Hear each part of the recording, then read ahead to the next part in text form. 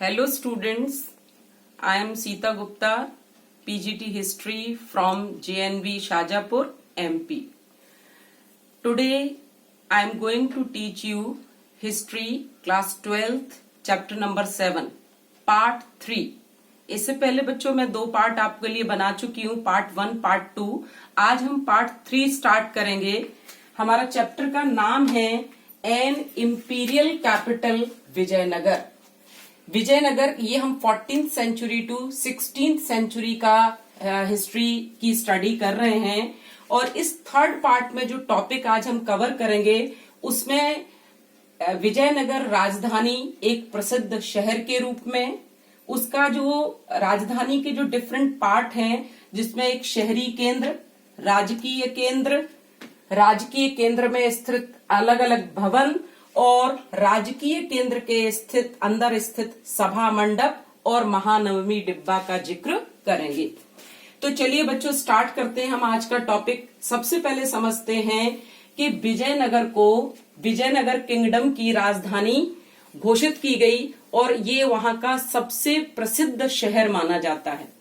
Domingo Paes जो एक पुर्तगाली यात्री था, उसने अपने विवरण में लिखा है विजयनगर के बारे में कि ये डोमिंगो पेस कहता है कि अगर मैं बाहर से देखूं तो मुझे शहर दिखाई नहीं देता. तो वो एक ऊंची पहाड़ी के ऊपर चढ़ता है और पहाड़ी पे चढ़ने के बाद देखता है कि बहुत विशाल है ये शहर, और इसकी तुलना वो रोम से करता है कि मुझे विजयनगर रोम जितना विशाल प्रतीत हुआ. उसने अपने विवरण में लिखा है. बच्चों मैं आपकी नॉलेज के लिए बता दूं कि at that time Vijayanagara was the second largest city of the world. Beijing को फर्स्ट माना जाता था और विजयनगर को सेकंड. और रोम भी उस समय का एक बहुत प्रसिद्ध शहर था, जिससे उसने कहा है कि विजयनगर रोम की तुलना में कहीं भी कम नहीं है. अब हम इसके केंद्र, अगर आप इसने आपका मैप देखा होगा तो मैप में आप विजयनगर को डिफरेंट जो इलाके हैं उनकी अलग अलग प्लॉटिंग की गई है. उस प्लॉटिंग में एक एरिया है शहरी केंद्र जिनका अर्बन सेंटर है. सबसे पहले हम जानते हैं कि ये अर्बन सेंटर कौन से इलाके में है. तो उत्तर पूर्व नॉर्थ ईस्टर्न डायरेक्शन में अगर आप जाएंगे तो वहां कोने पर आपको शहरी केंद्र मिलेगा. अब इस शहरी केंद्र में कौन रहते थे, किसके अवशेष मिले हैं पुरातत्वविदों को, तो इसमें अमीर व्यापारी और मुस्लिम रहते होंगे, ऐसा पुरातत्वविदों का अनुमान है.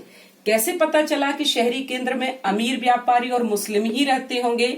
चूंकि वहां पर परिष्कृत चीनी मिट्टी के बर्तन मिले हैं जो दूसरी जगहों से इंपोर्ट किए जाते थे. उस समय बहुत ही लग्जूरियस लोग इनका इस्तेमाल करते थे. तो ये उम्मीद की जाती है कि अमीर लोग रहते होंगे, धनवान लोग रहते होंगे, रिच लोग रहते होंगे इस इलाके में, तभी ये चीनी मिट्टी के परिष्कृत बर्तन मिले हैं. इसका चित्र आपकी एनसीईआरटी की बुक में दिया हुआ है, वहां आप देख सकते हैं. दूसरा है कि वहां पर मकबरे और मस्जिदें भी काफी संख्या में मिली हैं. तो ये भी उम्मीद की जाती है इतिहासकारों के द्वारा कि वहां पर मुस्लिम वर्ग भी रहता होगा. यानी विजयनगर एम्पायर एक भले ही हिंदू राज्य है, वहां के जो राय हैं वो हिंदू धर्म के फॉलो हैं, लेकिन वहां अन्य धर्मों को भी उतना ही सम्मान था. आप देख रहे हैं कि मुस्लिम्स का भी यहाँ जिक्र आया है. इसके अलावा शहरी क्षेत्र में ये तो अमीर और मुस्लिमों की बात हो गई. अब सामान्य लोगों के आवास भी मिले हैं, उनके रेजिडेंस भी मिले हैं. एक यात्री है बारबोसा, वो लिखता है कि इनके घर भले ही छप्परदार हैं या अमीरों की तुलना में उतनी शानदार नहीं बने हुए रहे होंगे, लेकिन बहुत ही एक लेन बना करके, एक स्ट्रीट बना करके उनको व्यवस्थित ढंग से बनाया गया है. यानी ऐसे ही नहीं कि जिसका जहां मन आया वहां घर बना लिया, बहुत ही व्यवस्थित ढंग से बने थे, ऐसा बारबोसा लिखता है. शहरी केंद्र के अंदर पूजा स्थल भी मिले हैं जो विभिन्न संप्रदायों से जुड़े हुए हैं. मुसलमानों की मस्जिदें, मकबरे मिले हैं, जैनियों के टेम्पल्स मिले हैं, शैव और वैष्णवों के मंदिर मिले हैं. यानी पूजा स्थलों से पता चलता है कि सभी संप्रदायों के लोग मिलजुल करके रहते थे. राजा हिंदू होते हुए भी अन्य धर्मों के प्रति वो काफी टॉलरेंस की नीति को अपनाता था. शहरी केंद्र के लिए जो पानी के स्रोत बताए गए हैं उसमें कहा गया है कि पानी की आपूर्ति कुओं के द्वारा और जलाशयों के द्वारा टैंक्स के थ्रू होती थी और लंबी पाइपलाइनें डाल करके पानी जगह जगह पहुंचाया जाता था। ऐसी जानकारी हमें वहां के र्यून से मिली है। अब नेक्स्ट टॉपिक हमारा है राजकीय केंद्र। इसी को बच्चों कहते हैं शाही केंद्र, इंग्लिश में इसको कहते हैं रॉयल सेंटर। तो अगर आपके बोर्ड एग्जामिनेशन में सवाल आता है, 2 क्वेश्चन बहुत पूछे जाते हैं बोर्ड एग्जाम्स में, कि एक तो 3 नंबर में आएगा तो ये राजकीय केंद्र में स्थित अन्य भवनों के बारे में आएगा, या फिर सवाल आता है कि राजकीय केंद्र की जो इमारतें हैं, खास करके जो महानवमी डिब्बा है उसका वर्णन कीजिए। 8 मार्क्स के क्वेश्चन में ये बोर्ड में बहुत बार सवाल पूछा गया है। अब समझते हैं कि जो रॉयल सेंटर है यानी जिसमें शाही केंद्र है वो उस विजयनगर के कौन से भाग में था। तो अगर आप दक्षिण पश्चिम में जाएंगे, अगर आप मैप देखेंगे तो नीचे की तरफ मैप में आएंगे तो दक्षिण पश्चिमी भाग में ये रॉयल सेंटर के अवशेष मिले हैं। यहाँ पर बच्चों 60 से अधिक मंदिर मिले हैं। यानी इसको हम अगर कहें धार्मिक केंद्र, तो वैसे ये धार्मिक केंद्र नहीं है इतिहासकारों के अनुसार, लेकिन राजा की इतनी अधिक धर्म में रुचि रही होगी उस समय कि वहां मंदिरों के बहुत सारे अवशेष मिले हैं जिनकी संख्या लगभग 60 से भी ज्यादा है। इससे पता चलता है कि राजा इतने ज्यादा मंदिरों का निर्माण क्यों करते थे। तो चूंकि वो राय जो थे वहां के राजा, वो अपनी सत्ता और वैधता यानी लीगल, अपने शासन को लीगल साबित करने के लिए वो मंदिरों का निर्माण करते थे, यानी भगवान से अपने को जोड़ते थे।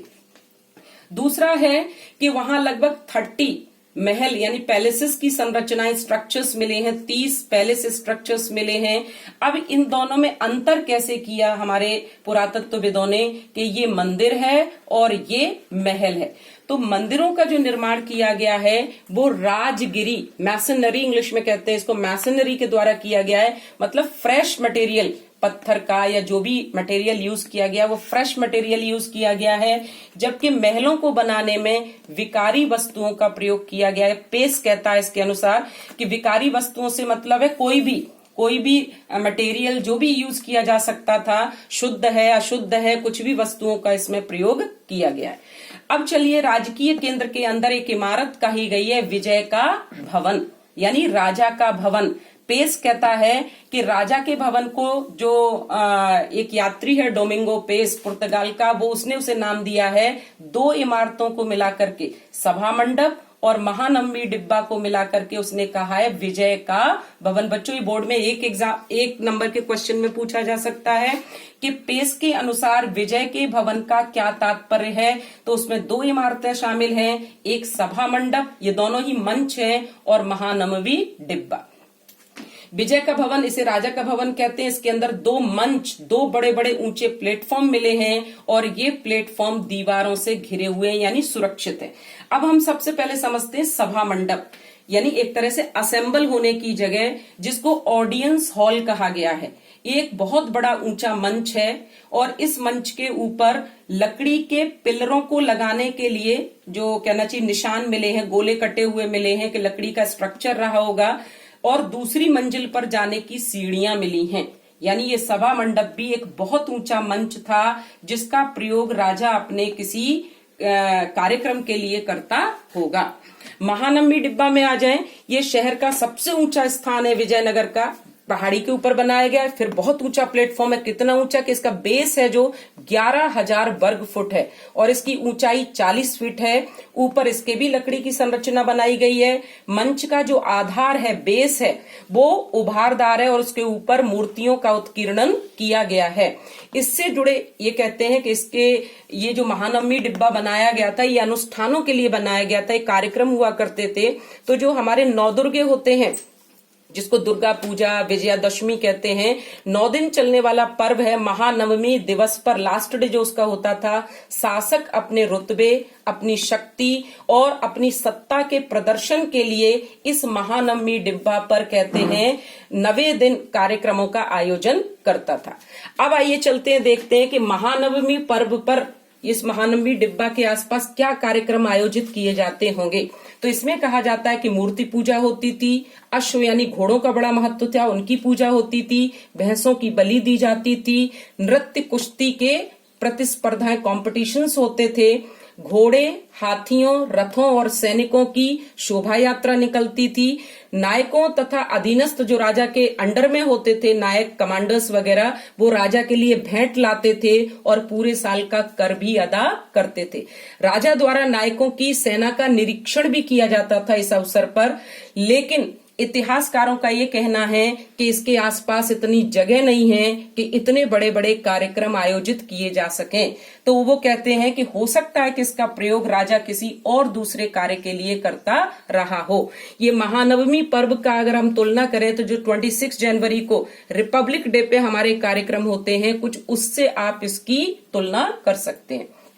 नेक्स्ट टॉपिक है हमारा राजकीय केंद्र में कुछ और भवन मिले हैं, जिसमें से 2 भवन बहुत इंपॉर्टेंट हैं। एक कमल महल, जिसको लोटस महल कहते हैं, और दूसरा है हजाराराम मंदिर।